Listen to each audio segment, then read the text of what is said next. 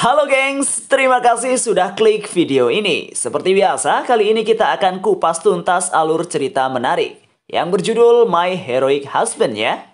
Di mana mengkisahkan seorang pengusaha modern yang melakukan perjalanan kembali ke zaman kuno. Namun, tanpa disengaja dia mendarat di tubuh seseorang pria yang akan dinikahkan sebagai suami matri lokal ke dalam keluarga pedagang kain. Dia kemudian mulai menggabungkan berbagai metode dan cita-cita modern demi membantu teman-temannya. Dan juga memerangi bisnis lokal yang korup. Kemudian dirinya menjadi terlibat dalam urusan negara. Yuk simak sampai akhir, ini dia alur ceritanya full 1 jam.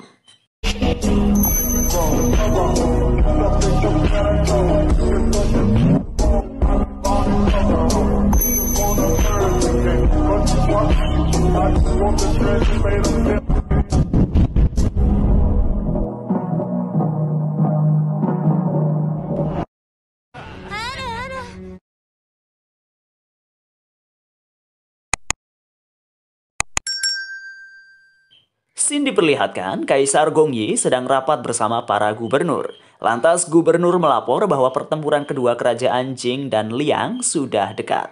Bahkan mereka imbang, makanya sampai sekarang sulit diputuskan siapa pemenangnya.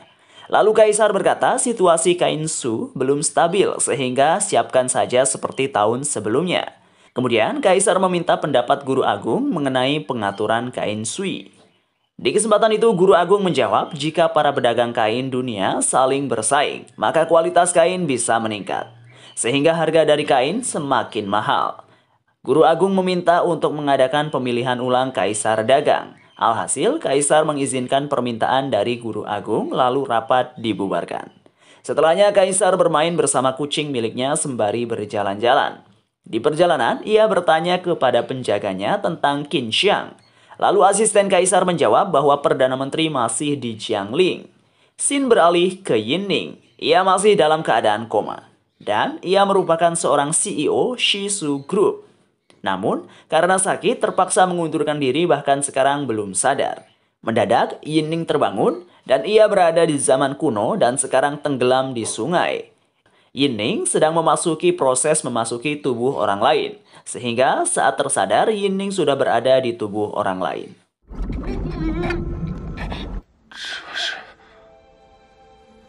Sontak saja Yinning terkejut berada di zaman kuno. Lalu Yinning meminta air kepada wanita di luar. Kemudian, si wanita memberikan Yinning rebusan obat yang sudah dibuatkan Xiao Chan. Alhasil Yinning meminumnya. Kemudian Yinning keluar rumah, ia melihat sekeliling. Lalu, Yinning melihat sekitar, ternyata ia tuan menantu di sebuah keluarga. Lantas nama mempelai wanita Yinning adalah Su Tan Er. Sontak saja Yinning terkejut ketika mengingat ponsel genggam miliknya. Langsung saja Yinning mencari, namun ia kaget ternyata Xiao Chan malah memakai HP-nya untuk menetralkan chat. Tampak Xiao Chan sedang sibuk melukis. Alhasil, Yinning memakai HP lagi, ia mengecek tanggal dan tahun. Lantas Yinning membuka foto pernikahan. Akan tetapi ia terheran, bahkan wajah mempelai wanita tidak ada. Sehingga Yinning kesal, ia merasa tidak dihormati. Padahal hari ini merupakan pernikahan mereka, tapi istrinya malah bekerja.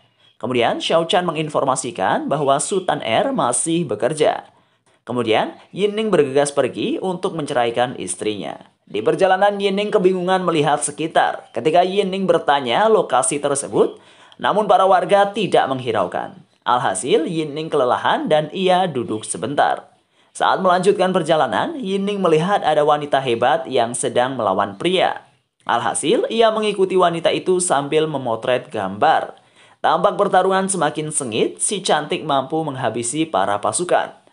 Namun, ia terluka ketika bala bantuan datang, lalu si gelis kabur.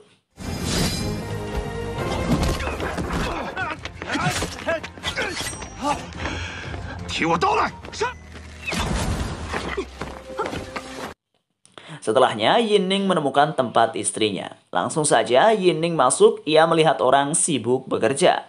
Kemudian, Yinning menatap ke arah jendela. Ia melihat bangunan tersebut mirip dengan wallpaper HP Yinning. Alhasil, Yinning mengingat momen sebelum dirinya menjadi CEO. Dikisahkan Yinning bersama sang kekasih sedang merayakan tahun baru. Kemudian, mereka kembali ke rumah. Yining berjanji akan membuat kehidupan pacarnya lebih baik sampai mereka menikah. Namun, dikarenakan ia terus-menerus bekerja tanpa henti, kesehatan Yining menurun. Tak lama Yining berhasil menjadi CEO setelah menjalani proses yang sangat panjang. Alhasil saat Yining mengatakan pada pacarnya ia akan keluar negeri, mereka berpisah. Padahal, Yining akan melewati pengobatan karena sakitnya. Ternyata sekarang ia malah masuk ke zaman kuno. Kembali ke masa sekarang, Yining terkejut melihat sang istri menyapanya. Ternyata, istrinya merupakan wanita yang sangat cantik. Kemudian mereka merayakan hari festival dan para warga juga ikut merayakan. Lalu Yining menghadap keluarga mempelai wanita, namun Yining penasaran dengan profesi sang istri. Selanjutnya, karena pejabat Song dihadang bandit wanita, ia sangat kesal. Padahal Song baru saja dari perjalanan jauh, namun ia malah disambut pembunuh. Alhasil, Song marah besar sehingga gerbang ditutup untuk menemukan pelaku. Tampak para prajurit menghentikan para warga keluar dari gerbang. Namun tentunya masing-masing warga punya tujuan, tapi prajurit malah melarang mereka. Karena tidak ada satupun orang yang boleh keluar masuk gerbang sembarangan. Apalagi Tuan Song sekarang lagi mengamuk. Tampak Song sangat marah, ia ingin menghajar gubernur yang lalai. Harusnya sekarang Song tidur dengan nyenyak, namun peristiwa tadi membuat Song kesal. Alhasil Song menghukum gubernur. Ia bermain bola dan menendang ke arah gubernur. Sehingga gubernur tersebut terkaget-kaget, ia sungguh ketakutan. Amarah Song semakin membludak, ia terus-menerus menyerang bola ke arah gubernur. Sehingga gubernur menangis ketakutan. Sekujur tubuhnya bergetar. Lalu gubernur memberikan surat prestasi Song. Dikarenakan hal itu, amarah Song menurun. Kemudian, Song berkata mengapa si gubernur tidak menginformasikan kepadanya terlebih dahulu. Alhasil, Song senang karena gubernur membuat keadaan Song menjadi menguntungkan. Lantas Song bertanya soal masalah kekaisaran dagang. Lalu gubernur menjawab Gu Yanzhen sedang mengurusnya. Di sisi lain, Yining sedang menyapa Tuan Puyang. Faktanya, Puyang menyelenggarakan perjamuan untuk pedagang kain Jiangling di gedung Luyi. Di kesempatan itu, Puyang memuji puisi buatan Yining sangatlah bagus. Sedangkan, Yining hanya tersenyum mendengar pujian mereka. Lalu, Tuan Puyang memperkenalkan Gu Yanzhen, seorang sarjana berbakat di Jiangling. Alhasil Yining berkenalan dengan Gu Yanzhen, namun Gu Yanzhen sangat sombong. Ia malah menghina Yining sebagai sarjana gagal. Lalu Yining bergumam, ternyata ia dijuluki sarjana gagal. Berarti puisi buatan Yining tadi cukup bagus. Kemudian, Sultan R membela sang suami. Ia menyuruh Yining duduk di kursi karena sedang tidak enak badan. Sehingga Yining bergegas duduk di kursi. Sedangkan Gu Yanzhen masih terus membuli Yining. Lantas Sultan R turun tangan, ia pasang badan saat suaminya dituduh mencuri puisi. Mendengar penjelasan logis dari Sultan R, semua orang auto percaya. Lalu Gu Yanzhen mengatakan ia diutus oleh gubernur untuk mengurus soal kaisar perdagangan. Gu Yanzhen berkata bahwa Sultan R tidak cocok menjabat karena ia masih muda dan belum memiliki pengalaman yang cukup. Alhasil para tetua bergosip ternyata Sultan R belum punya banyak pengalaman. Mendengar ucapan mereka, Yining kesal. Ia ingin membela sang istri. Namun Yining dihentikan karena Sultan R bisa mengatasi sendiri. Alhasil Sultan R berkata meski masih muda, ia tidak akan mengecewakan semua orang. Bahkan akan memberikan yang terbaik demi perdagangan. Mendengar ucapan Sultan R, semua orang menjadi yakin kepada dirinya. Sehingga para bos ikut berpartisipasi. Lantas Gu Yanzhen bertanya kepada Tuan Wu. Di kesempatan itu Wu mengatakan kain su kaisar dagang adalah hasil kompetisi tenun. Dan ia mengatakan dengan lantang kalau para bos menginginkan kain sutra berkualitas, ia akan menjual dengan harga normal. Kemudian Tuan Puyang berkata, diharapkan para bos bersiap saat hari pemilihan. Lantas Sultan R mengajak sang suami bergegas pulang. Esoknya Yining pergi mengunjungi maklar rumah. Dan ia ingin membeli rumah untuk membahagiakan istrinya. Sebab Sultan R sangat mirip dengan kekasihnya di zaman modern. Makanya Yining ingin menebus kesalahannya. Sehingga Yining akan melakukan hal yang lebih baik untuk sang istri. Sebab dulu ia membuat sang pacar sendirian karena Yining sibuk bekerja. Akan tetapi, Bu Maklar tidak mengerti dengan ucapan Yining. Setelahnya, Yining bertemu dengan Tuan Tanah. Mereka sesama menantu dari keluarga mantri lokal. Di kesempatan itu, Yining menjelaskan maksud dan tujuannya datang. Sebelumnya, Yining melakukan perdebatan kepada Tuan Ming. Alhasil Yinning berhasil mengalahkan Tuan Ming berdebat. Kemudian, Yinning menjanjikan keuntungan investasi kepada Tuan Ming.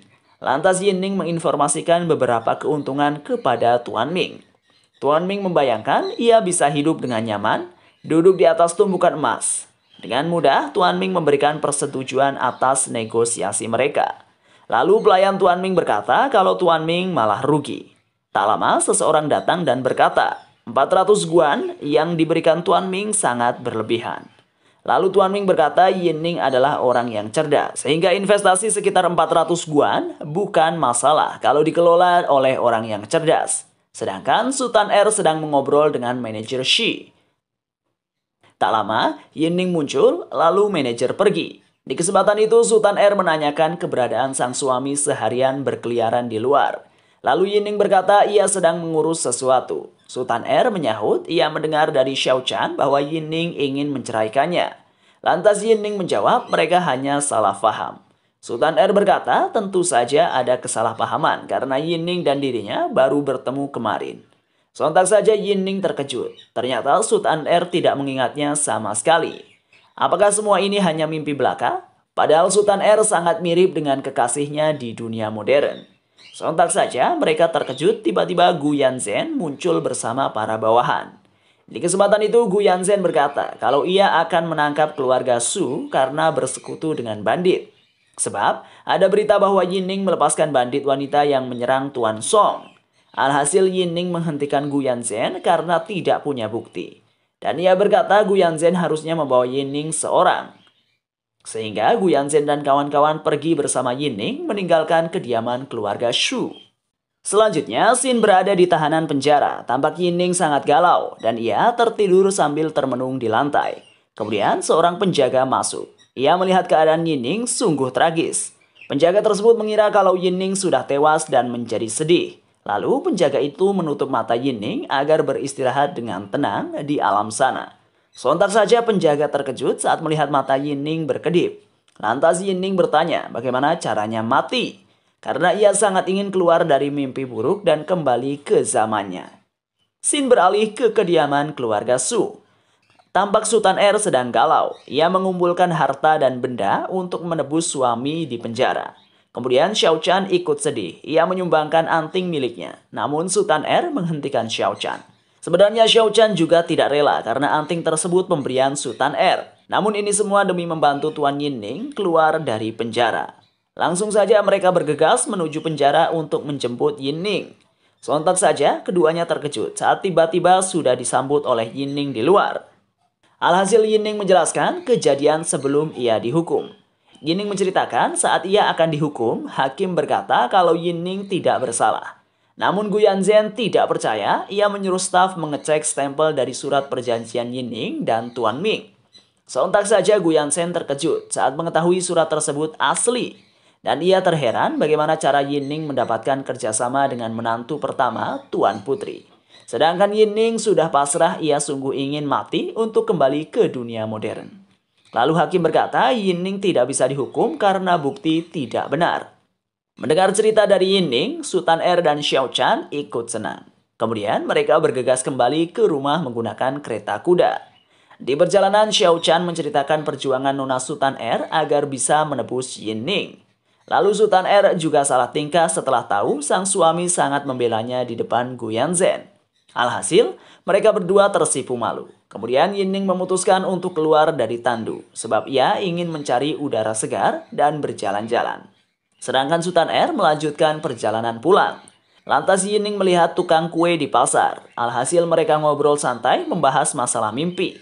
Lalu Yinning bertanya apakah ia bisa menjadi seorang pahlawan kesatria. Di kesempatan itu pedagang kue berkata Yinning harus pergi ke suatu tempat untuk belajar bela diri. Langsung saja Yinning bergegas pergi menuju TKP. Tak lama ia sampai. Ternyata si gadis merupakan bandit yang menyerang Song. Lalu si gadis yang bernama Suzy membawa Yinning ke dalam. Di kesempatan itu Suzy bertanya kepada Yinning mengapa kemarin Yinning menyelamatkan Suzy. Sementara Yinning sudah sangat ketakutan mengingat cara bertarung Suzy kemarin. Alhasil Suzy berkata ia akan membalas budi kepada Yinning. Lantas Yinning berkata ia ingin diajari bela diri oleh Suzy. Namun Suzy malah memberikan syarat kepada Yining agar Yining melakukan ujian terlebih dahulu. Tampak Suzy memegang kacang kenari. Ia menyuruh Yining menangkap kacang dari tangan Suzy. Kemudian Yining bersiap mengambil kacang. Namun ternyata untuk menyentuh kacang sangatlah sulit. Sehingga Yining harus menggunakan jurus bela diri dasarnya. Tampak pertarungan mereka semakin sengit. Yining masih berusaha mengambil kenari.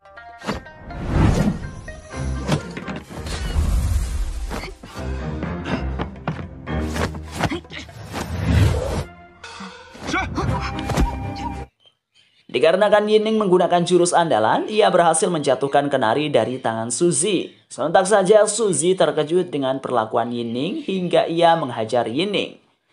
Sebab Suzy sangat suka kacang kenari, ia ingin memakan kacang tersebut. Ketika sadar, Yining berkata ia akan segera pergi daripada dihajar Suzy. Langsung saja Yining meninggalkan tempat Suzy. Tak lama, ia tiba di kediaman Su. Yining disambut oleh sang istri. Kemudian Sultan R bertanya soal bisnis Yining dengan Tuan Ming.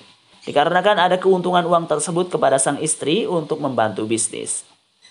Alhasil Sultan R menandatangani surat tersebut menyetujui kerugian atau keuntungan dari bisnis atas uang pemberian Yining. Di kesempatan itu Sultan R menyuruh Yining untuk mengangkat kedua tangan. Di kesempatan itu Sultan R memeluk Yining. Sedangkan Yining malah terkejut, ia auto gugup. Padahal Sultan R sedang mengukur tubuh Yining untuk membuat baju musim panas. Di sisi lain, Gu Yanzhen bersama Tuan Wu mengobrol di tepi laut. Lantas Gu Yanzhen mengatakan ia kesal melihat Yining, sebab Yining bisa mempunyai bisnis dengan Tuan Ming. Padahal Yining adalah orang yang berlatar belakang biasa. Akan tetapi ia mampu bekerja sama dengan orang penting. Namun Wu malah asik memancing karena Gu Yanzhen mengoceh. Ia menjadi kehilangan ikan yang dipancing. Selanjutnya, Xin berada di pasar tampak Yining sedang berjalan-jalan. Kemudian, ia melihat Gu Yanzhen sedang duduk di kursi. Lalu Gu Yanzhen bergegas pergi menuju stand jualan telur bebek Yunzu. Di kesempatan itu, Gu Yanzhen mengajak Yunzu bersenang-senang bersama. Namun, Yunzu menolak permintaan Gu Yanzhen. Lantas Yunzu berkata, ia hanya orang rendahan, tidak pantas bersanding dengan Gu Yanzhen. Lalu Gu Yanzhen berkata dengan begitu ia akan menjadikan Yunzu sebagai budaknya. Agar tidak ada yang protes kalau Gu Yanzhen bersama orang miskin. Akan tetapi lagi-lagi Yunzu menolak Gu Yanzhen. Sehingga Gu Yanzhen marah, ia merasa kesal wanita murahan seperti Yunzu mengabaikan Gu Yanzhen. Alhasil ia mengatakan padahal sudah menyuruh orang-orang untuk membeli dagangan Yunzu. Sedangkan Yunzu malah bersiap untuk pergi. Ia takut Gu Yanzhen semakin gila. Sehingga langsung saja Yanzhen mengamuk di pasar. Ia mulai merendahkan Yunzu di hadapan semua orang. Sementara Yining lagi mengintip kehadiran mereka dan ia kesal melihat Gu Yanzhen bertindak sesuka hati. Kemudian, dari belakang Suzy mengikuti Yining. Di saat Gu Yanzhen memerintahkan para prajurit menangkap Yunzu, lantas Yining muncul. Di kesempatan itu Yining menghampiri Yunzu. Kemudian, Yining menghentikan aksi gila Gu Yanzhen. Lantas Yining berkata, di kampungnya menikahi seorang wanita harus mengorbankan banyak harta. Lalu Gu Yanzhen berkata ia akan membeli 80.000 telur dagangan Yunzu. Alhasil Yining berkata mustahil, seorang gadis seperti Yunzu menyiapkan telur sebanyak itu. Serta, apakah mungkin Yunzu meminta para bebek mengeluarkan banyak telur untuk dijual Yunzu? Hal tersebut membuat para warga tertawa mendengar ucapan Yining. Kemudian Yunzu selamat dari kejaran Gu Yanzhen. Yining mengumumkan kepada semua orang bahwa telur bebek Yunzu berkualitas baik dan hanya dijual dalam jumlah terbatas. Sehingga semua warga menyerbu membeli telur dagangan Yunzu. Selesai berjualan, Yunzu pulang. Ia ditemani oleh Yining dan guru Suzy di belakangnya. Lantas Yunzu berterima kasih kepada Yining telah menolong serta ikut membantu memasarkan telur bebek Yunzu. Lalu Yunzu bertanya, mengapa Yining mengatakan kepada semua orang produk telur dijual terbatas. Di kesempatan itu, Yining menjelaskan di kampung Yining itu adalah ungkapan kata promosi. Alhasil Yunzu mengerti mengenai ucapan Yining. Sontak saja Yining terkejut saat guru Suzy berkata ada masalah di toko keluarga Su. Langsung saja Yining bergegas pergi ke toko. Ketika masuk, Yining disambut oleh wanita parubaya. Sontak saja ia terkejut melihat Tuan Ming. Yining menyadari wanita tersebut adalah Tuan Putri mertua dari Ming. Di kesempatan itu Yining menyambut kedatangan Tuan Putri. Lalu Sultan Er memberi surat perjanjian kepada Tuan Putri. Kemudian Tuan Putri berkata, Yining dan Sultan Er adalah pasangan serasi. Mereka sangat cerdik dan pintar sehingga bisa menyelesaikan permasalahan. Lantas Tuan Putri berkata, jika ada produk baru, ia akan memborong di toko Sultan Er. Kerjasama antara keluarga Su dan Tuan Putri semakin erat. Lalu Tuan Putri berpamitan pulang kepada Sultan Er dan Yining. Malamnya, Yining mengobrol dengan Sultan Er. Di kesempatan itu ia bertanya soal kartu penduduk kepada Sultan Er. Alhasil Sultan Er menjelaskan ia belajar dari seorang teman tentang strategi tersebut. Sultan Er berkata kepada Yining ia akan memulai konferensi pers. Dan ia berkata seorang Sultan Er akan mengambil alih kekaisaran dagang. Lantas Yining bergumam, orang-orang dinasti Wu sangat pintar dan hebat. Esoknya mereka menyelenggarakan konferensi pertemuan dengan Tuan Putri beserta para pejabat. Sebab Sultan Er ingin menampilkan produk gaun baru di acara tersebut. Tampak semua tamu telah datang dan pertunjukan segera dimulai. Langsung saja Yunzu keluar dari balik teratai, ia terlihat sangat cantik. Kemudian Yunzu menari mengikuti alunan musik yang sudah disiapkan Yining dan Sultan Er. Sontak saja Gu Yanzhen terkejut melihat Yunzu berada di sana. Lalu Yining menghidangkan beberapa macam telur produksi dari Yunzu kepada Tuan Putri. Alhasil, Tuan Putri dan para pejabat menyantap telur dengan senang, sebab telur yang disiapkan rasanya sangat lezat. Diperlihatkan Yunzu menari menggunakan pakaian terbaru yang dibuat oleh Sultan Er. Di kesempatan itu, Gu Yanzhen mengatakan bahwa Yunzu adalah mantan pelacur rumah bordil, dan ia sekarang memulai bisnis menjual telur. Alhasil, Sultan Er memohon maaf kepada Tuan Putri karena ia bertanggung jawab soal pertunjukan. Lalu Yining ikut nimbrung. Ia menjelaskan secara rinci bahwa Yunzu tidak bersalah. Sebab seorang manusia yang kotor bisa bertaubat ke jalan yang benar dengan melakukan banyak kebaikan.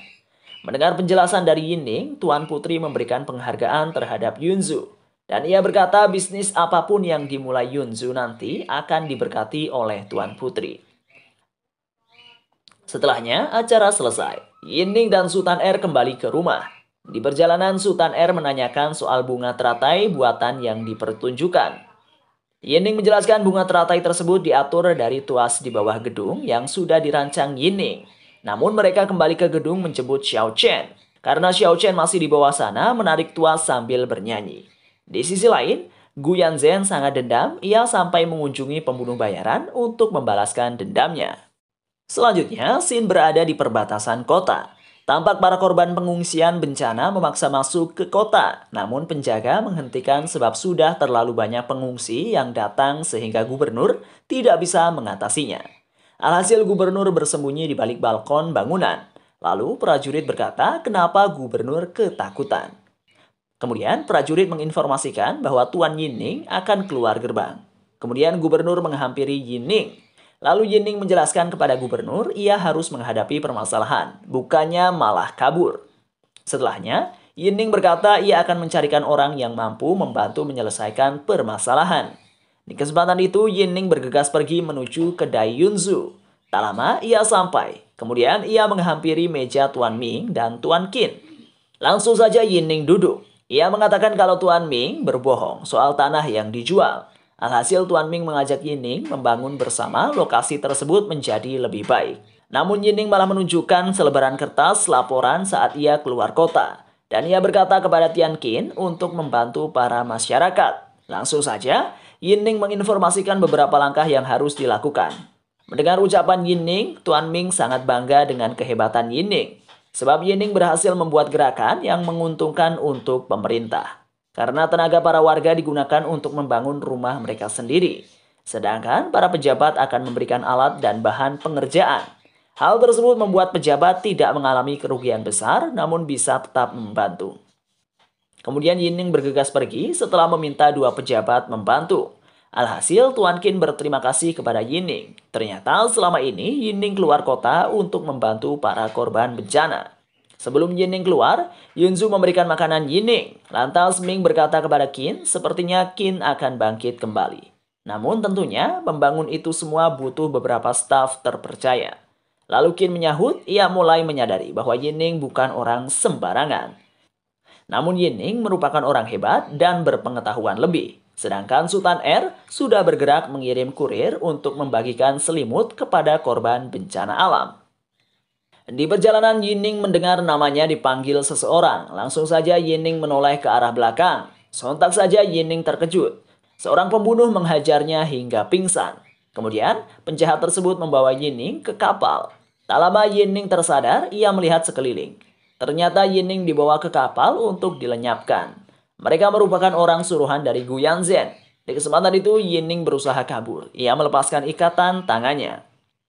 Namun tiba-tiba penjahat mendengar keributan di dalam. Langsung saja ia membuka pintu lalu Yining berpura-pura tidur. Setelahnya penjahat mengasah pedang di kayu. Alhasil Yining memanfaatkan situasi. Ia bergegas melepaskan ikatan tali dan ia bersiap keluar dari kapal. Namun saat mendengar para penjahat juga mengincar Sultan R, ia mengurungkan niat untuk pergi. Kemudian Yining muncul dan melawan para penjahat. Akan tetapi mereka terlalu kuat sehingga Yining kewalahan. Alhasil Yining menggunakan benda sekitar lalu menyerang para penjahat. Akhirnya kedua penjahat tewas dibakar oleh Yining. Namun yang satu lagi masih bernyawa. Ia mengayunkan pedangnya. Akan tetapi Yining menembak si penjahat dengan panah hingga ia tewas. Di perjalanan Yining menemukan Gu Yanzhen. Karena ketakutan melihat mayat pembunuh bayaran, Gu Yanzhen kabur. Sontak saja Gu Yanzhen terkejut melihat Yining seperti hantu yang siap untuk membunuh. Langsung saja Yining memanah kaki Gu Yanzhen. Ketika Gu Yanzhen ingin dibunuh, ia memohon ampun. Alhasil Gu Yanzhen dibiarkan kabur oleh Yining. Namun Yining sudah sangat kesakitan, ia sampai pingsan. Sedangkan Gu Yanzhen sudah kabur sambil menahan rasa sakit di kakinya. Selanjutnya, Xin berada di hutan. Yining sudah tidak sadarkan diri. Tak lama Guru Suzy datang, ia membawa Yining ke kediaman keluarga Su. Sementara manajer sudah mencari Yining sejak tadi. Dikarenakan mereka belum pulang, Sultan R khawatir, makanya ia ikut mencari. Kemudian di luar, Sultan R bertemu manajer dan mengajaknya kembali. Sebab Yining sudah kembali, ia terkapar di depan pintu. Langsung saja Sultan R membawa sang suami ke kamar lalu membersihkan Yining. Setelahnya Yining dibaringkan di kasur serta tabib yang dipanggil Sultan R juga sudah selesai memberikan obat. Esoknya Yining tersadar dari tidurnya, ia melihat sekeliling. Kemudian Yining bangkit, ia mengamati sang istri sedang duduk di meja kerja. Langsung saja Sultan R menghampiri Yining. Lantas Yining bertanya kepada sang suami, mengapa ia pulang terlambat kemarin. Namun Yining tidak menjawab, ia hanya memeluk Sultan R. Setelah keadaan Yining membaik, Sultan R pergi bekerja. Alhasil Yining memberikan kotak bekal kepada Sultan R. Dan ia melambaikan tangan dari jauh menandakan Yining yang telah memberikan makanan kepada Sultan R. Kemudian Sultan R bergegas pergi menuju kediaman Guru Suzy. Langsung saja ia memberikan makanan kepada Guru Suzy. Di kesempatan itu Yining mengucapkan terima kasih karena telah diselamatkan. Lantas Guru Suzy berkata mengapa Yining sungguh berani berkeliaran saat ia berada di TKP kejadian pembunuhan. Lalu Yining menjawab jika ia dijemput pihak berwajib, Yining akan bersedia ikut. Di kesempatan itu Yining menjelaskan kronologi kejadian.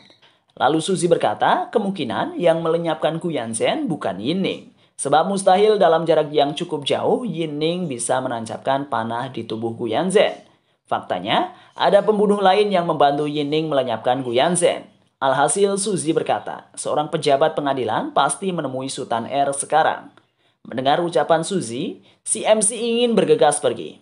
Namun Suzy menghentikan. Ia berkata Sultan R bukanlah orang lemah. Sebab Sultan R pasti bisa menghadapi orang pemerintahan.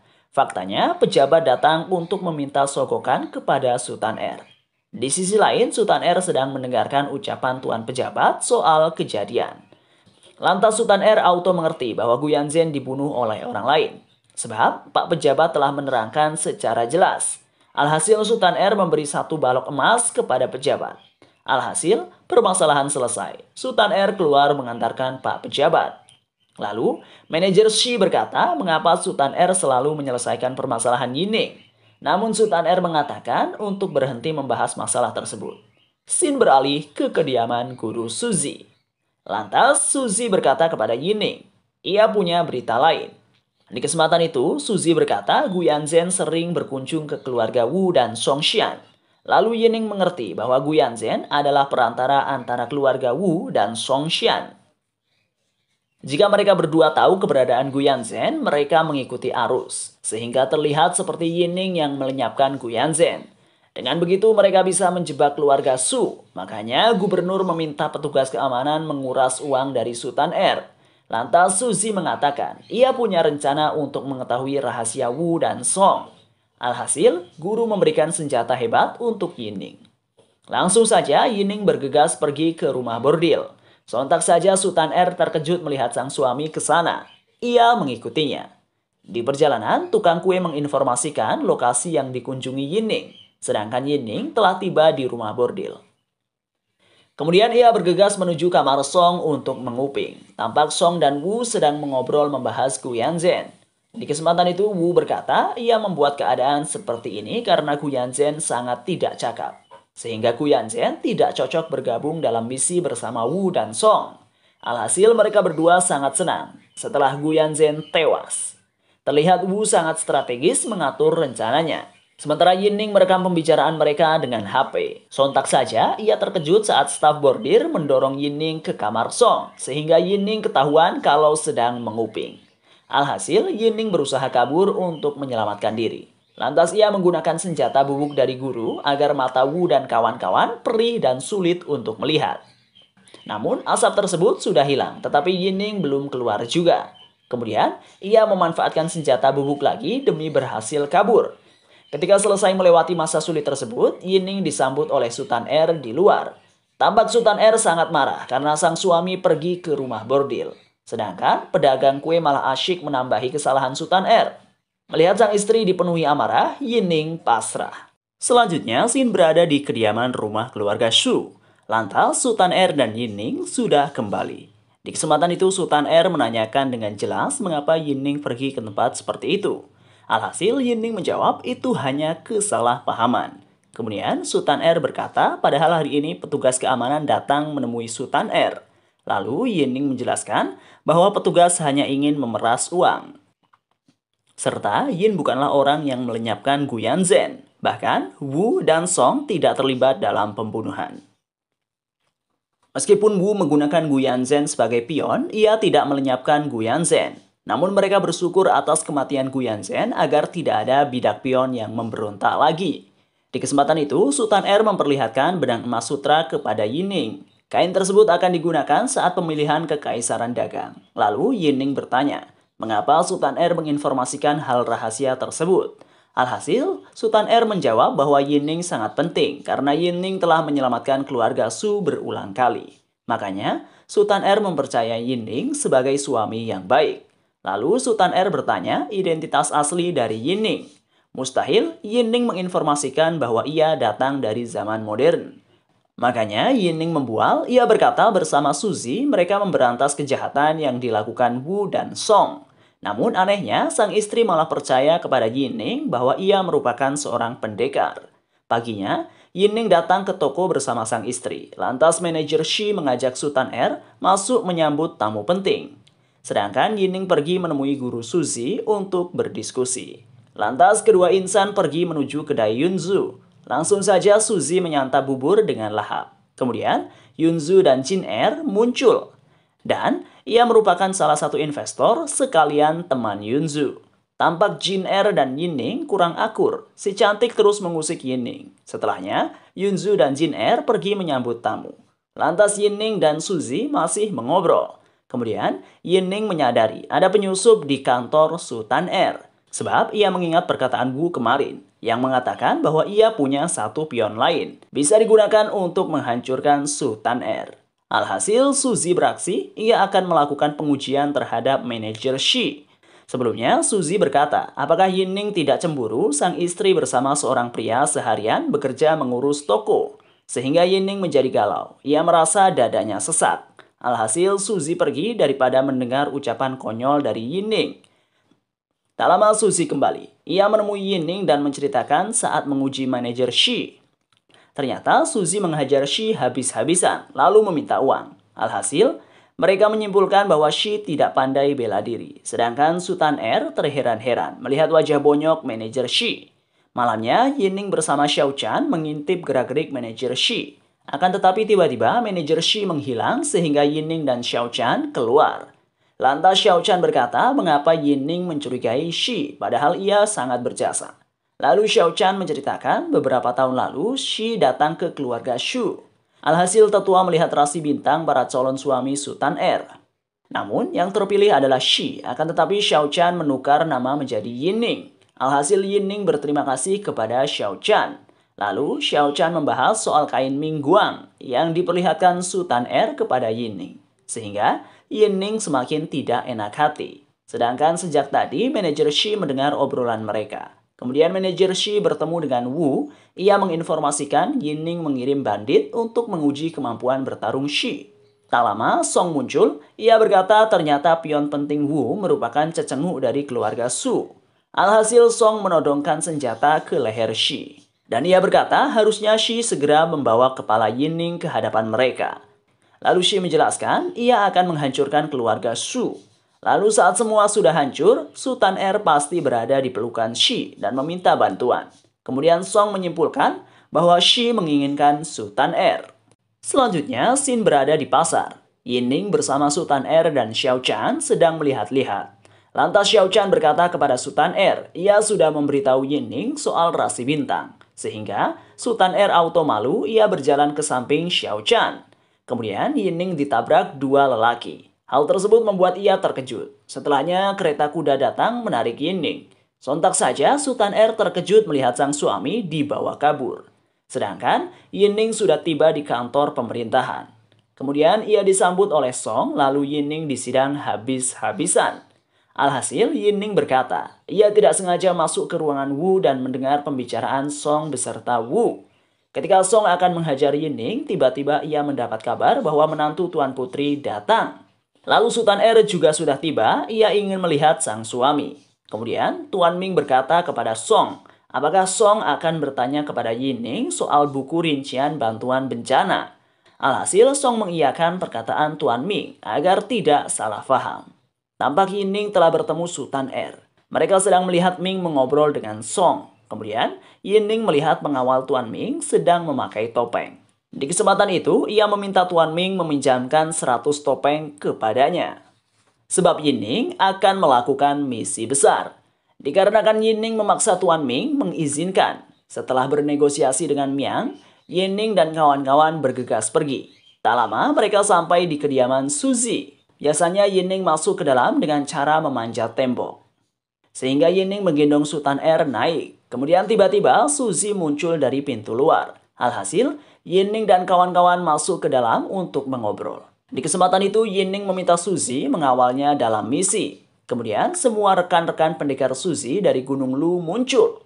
Lantas mereka berkata siap untuk mengawal Yining. Akan tetapi, mereka memberi syarat untuk melenyapkan Song. Sontak saja Yining dan kawan-kawan terkejut mendengar ucapan Suzy. Alhasil, Suzy menjelaskan permasalahan mereka dengan Song. Dikisahkan 20 tahun lalu, Song mengacaukan pegunungan Lu. Sebab Song ingin mencari perhatian kerajaan bahwa ia telah menemukan pemberontak di Gunung Lu. Faktanya, Song telah melenyapkan ratusan orang penduduk Lu demi mendapatkan kekuasaan.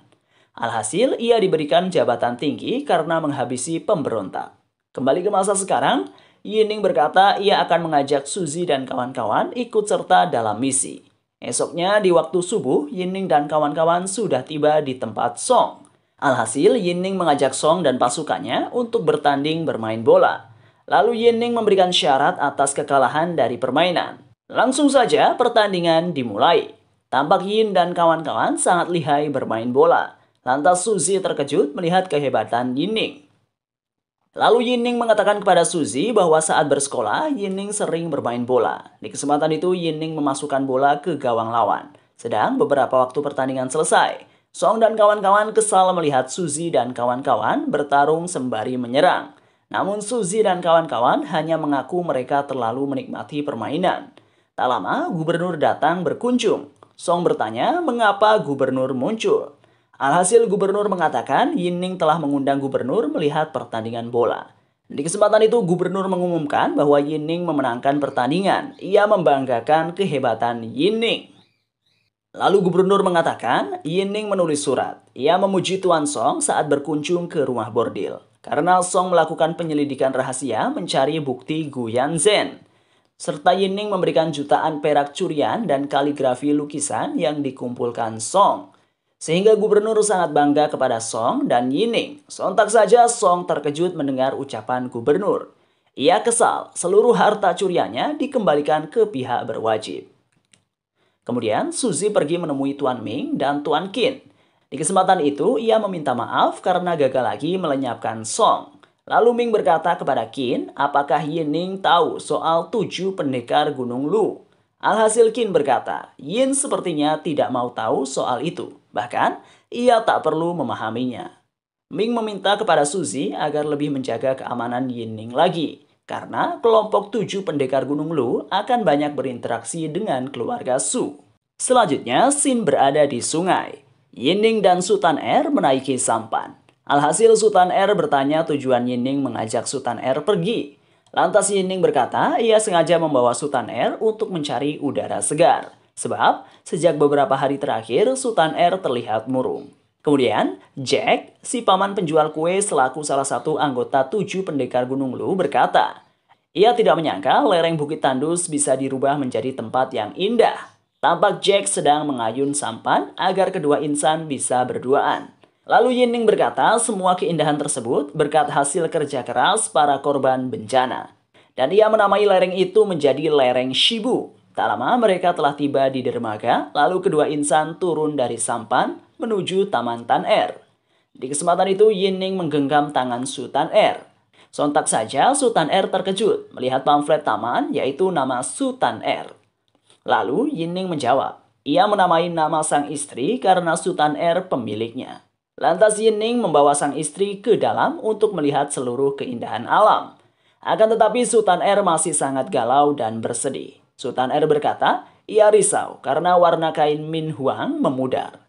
Padahal, ia sudah menyiapkan selama 3 tahun untuk persiapan pemilihan kaisar dagang. Namun, semuanya telah kacau, bahkan keluarga Su akan hancur.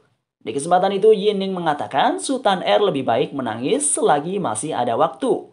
Alhasil Sultan Er menangis memikirkan masa depan keluarga Su.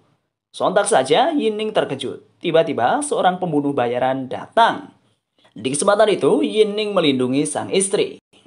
Tak lama, Jack muncul membantu Yining lari, dan ia melawan pembunuh bayaran tersebut. Sedangkan Yining masih terus menjaga keselamatan Sultan Er.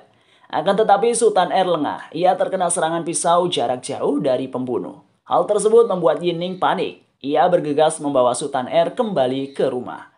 Tak lama, mereka sampai. Sultan Er dibaringkan di kasur. Ketika Sultan Er sadar, Yining menghampiri sang istri. Di kesempatan itu Sultan Er berkata, ia bermimpi buruk. Dalam mimpi Sultan Er, ia melihat Yining dalam style yang berbeda. Namun di sana Yining bernama Rou, sedang nama Sultan Er juga berbeda. Tampak kedua insan pergi menaiki sampan sambil melihat kembang api. Saat itu Yining mengatakan cinta terhadap Sultan Er. Akan tetapi ketika Sultan Er menggunakan taksi, ia tertabrak mobil truk. Namun, untungnya Sultan Er tersadar. Ia sudah menjadi istri dari Yining. Mendengar cerita Sultan Er, si MC mengatakan, Sultan Er tidak perlu memikirkan hal itu. Sebab sekarang Yining selalu ada di samping Sultan Er. Kemudian, Yining menyuruh Sultan Er tidur dan beristirahat. Sementara Yining akan mengurus masalah pemilihan kaisar dagang. Di sisi lain, Song dan Wu mengunjungi kediaman tetua Su.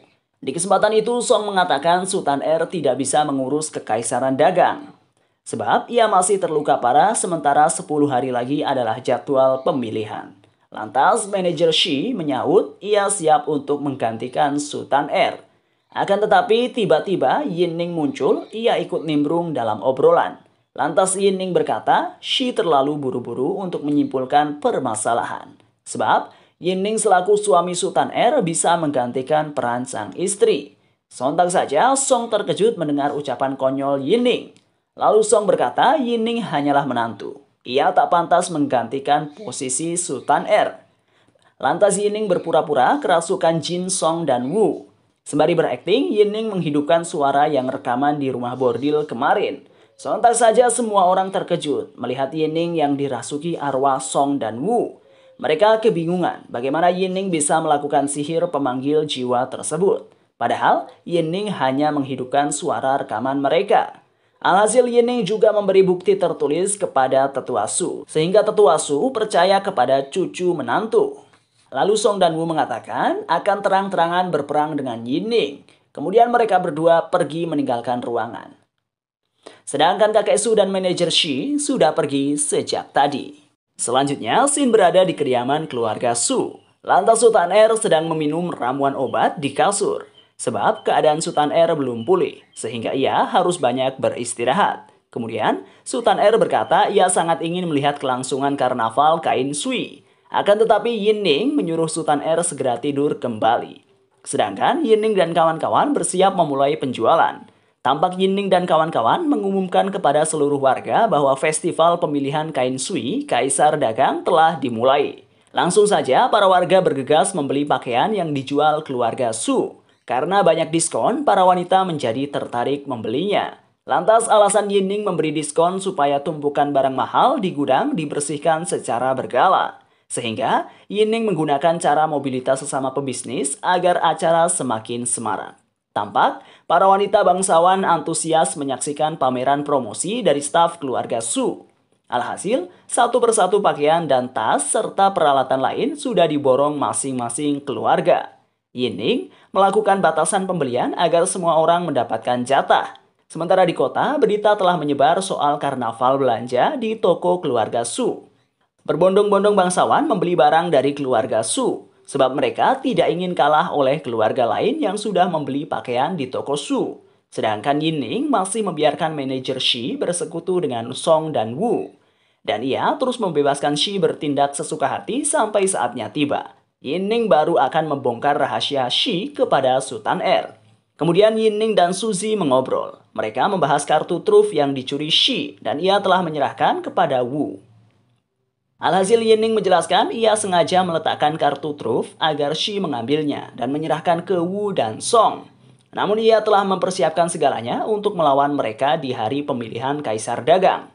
Setelahnya, Yining mengumpulkan para staf toko Su dan ia juga sudah menampilkan desain kain Ming Huang di hadapan para staf. Sehingga hanya menghitung jam saja pemilihan Kekaisaran Dagang akan diselenggarakan. Esoknya, Yining dan kawan-kawan sengaja berada di urutan terakhir yang tampil.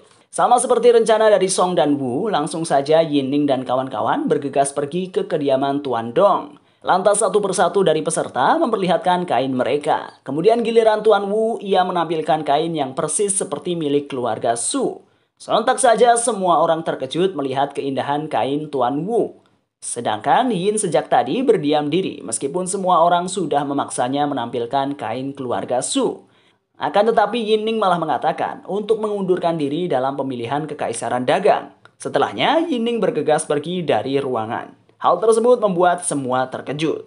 Selanjutnya, Xin berada di kediaman keluarga Wu. Tampak Wu sangat senang atas kekalahan keluarga Su. Faktanya, semua toko keluarga Su telah tutup. Sudah sebulan lebih saat kejadian pemilihan, Yining dan kawan-kawan belum menampakkan diri. Di sisi lain, De Cheng, murid Tuan Qin, meminta maaf karena tidak segera menemui guru Qin. Kemudian mereka mengobrol membahas pemilihan Kaisar Dagang. Alhasil, Qin memberikan buku yang ditulis oleh Yining. Di sisi lain, Wu sangat marah setelah tahu kain brokrat emas luntur. Dan ia menyalahkan para staf karena lunturnya kain brokat. Padahal sebenarnya kelunturan tersebut sudah diperkirakan Yining. Sehingga Wu bergegas datang ke rumah Yining untuk mencari tahu soal kain brokat. Sedangkan Yining dan kawan-kawan berkumpul di rumah. Tampak Yining bertengkar dengan Jin Er seperti biasa sehingga Yunzu selaku kakak Jin Er memisahkan mereka. Tak lama Wu muncul lalu Yining mengajak Wu mengobrol di ruangannya. Kemudian Wu terkejut melihat ruangan Yining yang sangat keren. Sontak saja Wu terkejut tentang Yining sudah tahu kain brokrat luntur. Di kesempatan itu Yining menjelaskan bahwa Sultan Er yang menciptakan kain brokat emas sudah mengetahui sejak awal. Sebab Sultan Er sangat sedih karena kain Ming Huang ciptaannya gagal. Lalu Yining berkata jika Kaisar tahu soal kelunturan kain Wu akan dihukum. Makanya Yining menyarankan agar Wu memberikan sebagian hartanya agar keluarga Su bisa membantu. Lalu Yining menjelaskan saat ini Yang Mulia Kaisar sedang kesulitan dalam biaya militer. Makanya keluarga Wu dapat membantu keadaan militer sehingga dapat menghapuskan kesalahan menipu Kaisar. Lantas Yining mengatakan, pasti setelah tahu soal ini, Song akan mengkhianati Wu. Hal tersebut harus diantisipasi terlebih dahulu oleh Wu. Sementara masalah kain brokat bisa dialihkan karena kain brokat emas dapat diganti dengan kain brokat awan buatan Su Tan-er. Dengan begitu seluruh kesalahan Wu dapat termaafkan. Namun Wu harus menyampaikan dengan bijak di hadapan keluarga Su. Pasti Su Tan-er akan memudahkan jalan Wu. Malamnya Wu berkumpul dengan keluarga Su dan ia mengikuti seluruh arahan dari Yining. Setelahnya, rapat dibubarkan. Wu sangat berterima kasih kepada keluarga Su. Alhasil, tetua Su dapat bersantai dengan tenang karena seluruh masalah sudah selesai. Selanjutnya, mata-mata keluarga Su alias Junyu ditangkap oleh warga. Kemudian, Shin Junyu malah menyalahkan Yining. Tiba-tiba Tan-er muncul di TKP. Lantas, si Junyu meminta pertolongan pada Tan-er. Namun, dengan lugas Tan-er mengatakan ide penangkapan Junyu adalah idenya. Ternyata, Tan-er sudah mengetahui kalau Junyu adalah pembunuh Gu Yanzhen. Lantas Tan-er menceritakan kronologis kejadiannya pada semua orang. Selama sebulan belakang ini, Tan-er meminta bantuan 7 pendekar Luliang untuk menyelidiki Junyu. Ditambah lagi Junyu mencuri kain Ming Huang dan memberikannya kepada Wu Qilong. Hanya saja Junyu tak mengakui hal itu, sebab menurutnya semua ini terjadi demi Tan-er. Menurutnya, akun keluarga Su tidak akan cukup untuk menghadapi Kaisar Dagang. Mendengar alasan berbelit-belit dari Junyu membuat salah satu pendekar kesal. Lantas, Pak Tua hendak menghajar Junyu karena kebanyakan berbohong. Kemudian, Junyu dikeroyok oleh rekan Tan-er karena perilaku buruknya. Tanpa sengaja Junyu buka suara dan mengatakan kalau dia bukanlah pembunuhnya. Kemudian, Tan-er mengatakan pada Junyu ternyata dia tahu banyak tentang insiden itu. Kejadian pembunuhan itu adalah perbuatan Wu Qilong dan Song Xian. Junyu menginformasikan kalau mereka membelinya dari penjara mati di Chongzhou. Setelah mendengar pengakuan Junyu, Tan-er memerintahkan ke-7 pendekar untuk menyerahkan Junyu ke tempat pejabat. Biar pejabat saja yang akan menentukan hukuman Junyu. Mendengar hal itu membuat Junyu tak senang dan menampakkan wajah aslinya. Padahal selama ini Junyu mati-matian mengabdi di keluarga Su. Namun keluarga Su tak menghargainya dan malah membuat hidup Junyu hancur. Tak lama Tan-er dan 7 pendekar Luliang disergap oleh para bandit dari Gunung Huangmeng. Alhasil bala bantuan Junyu datang tepat waktu sebelum nyawanya terancam. Lantas anggota keluarga Su berkumpul dan bersatu untuk melindungi No Su Tan-er. Kemudian Tan-er dan 7 pendekar lari ke dalam hutan. Terjadilah pertarungan sengit antara para bandit dan aliansi keluarga Su. Namun kondisi keluarga Su mulai terpojok. Lantas Junyu bergumam kalau dirinya ingin menghancurkan keluarga Su dan juga Li Heng alias Yining. Mendadak Li Heng datang membawa bala bantuan agar bisa menyelamatkan Tan-er dan keluarga Su. Kemudian anggota keluarga Su meminta Tan-er dan juga Li Heng pergi terlebih dahulu. Biar mereka saja yang akan menghadang para bandit di garis belakang. Tak tinggal diam, Junyu menghadang Li Heng dan juga Tan-er. Segera Li Heng menggunakan petasan menyerang Junyu hingga terjatuh. Lalu, Tan-er mengatakan pada Li Heng kalau petugas akan segera tiba. Maka biarkan petugas yang mengambil alih untuk menghukum Junyu. Setelah itu keduanya pergi meninggalkan hutan. Lantas, para aliansi keluarga Su berpamitan hendak pulang ke daerah masing-masing. Tinggallah kedua insan di sana dan mereka hendak pulang ke rumah. Namun, entah mengapa perasaan Yining tak enak. Benar saja, sesampainya di rumah Yining dan Tan-er melihat rumah mereka hangus terbakar. Hal itu membuat Yining shock berat. Kemudian, datanglah Xiao Chan menyapa keduanya. Segera Yining bertanya apa yang terjadi sebenarnya pada Xiao Chan. Tampak wajah Xiao Chan bingung dan menanyakan mengapa rumah bisa terbakar pada Nona Tan-er. Dengan gelagapan, Tan-er mencari alasan agar Yining tak marah. Dengan sigap, Xiao Chan mengatakan alasan rumah terbakar karena bubuk mesiu yang disimpan Yining. Hanya saja sebelumnya Yining telah memindahkan semua bubuk mesiu. Namun Xiao Chan beralasan masih tersisa jejak mesiu di rumah mereka mengakibatkan kebakaran. Keadaan canggung itu membuat Tan-er ngambek dan segera pergi. Sementara Yining bertanya pada Tan-er di mana dia harus tidur. Sontak saja Tan-er mengatakan Yining harus tidur di gudang. Malam harinya Xiao Chan tampak sibuk. Sebab Xiao Chan sedang mempersiapkan kamar malam pertama pengantin buat tuan dan nyonya muda. Saat malam harinya tampak Tan-er dan Yining malu-malu.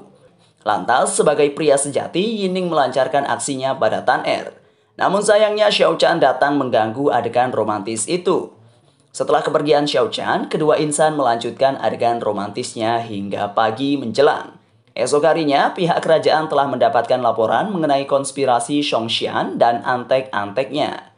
Lantas Yang Mulia Raja memberikan titah agar Songxian dihukum pancung. Lantas, penasihat kerajaan mengutus prajurit untuk mengeksekusi Songxian di depan umum. Setelah Songxian dihukum pancung, 7 pendekar Luliang sangat lega. Lalu, tetua memberikan tugas baru bagi 7 pendekar Luliang untuk pergi ke Lianan. Sementara kedua insan masih menikmati liburan di danau sambil menaiki perahu bebek. Yining bertanya pada Tan Er, mereka akan pergi bulan madu kemana? Lalu Tan Er mengusulkan kalau mereka sebaiknya pergi ke Lianan. Sebenarnya tujuan utama Tan Er ingin mencari Kak Lou, teman lamanya dahulu. Pada kesempatan itu Tan Er menceritakan masa kelam yang dilalui Kak Lou. Sontak saja membuat Yining iba dan mereka memutuskan untuk mencarinya ke Lianan, sembari berbulan madu. Tanpa sengaja, HP milik Yining terjatuh ke danau. Lantas Yining segera melompat mencari HP-nya yang sudah tenggelam. Saat di dalam danau, Yining melihat bayangan Tang Mingyuan dari dunia modern. Kemudian Tan Er menolong Yining agar naik ke perahu. Di lain sisi, Kak Lou telah menerima surat dari Tan Er. Entah mengapa wajah Kak Lou sangat licik.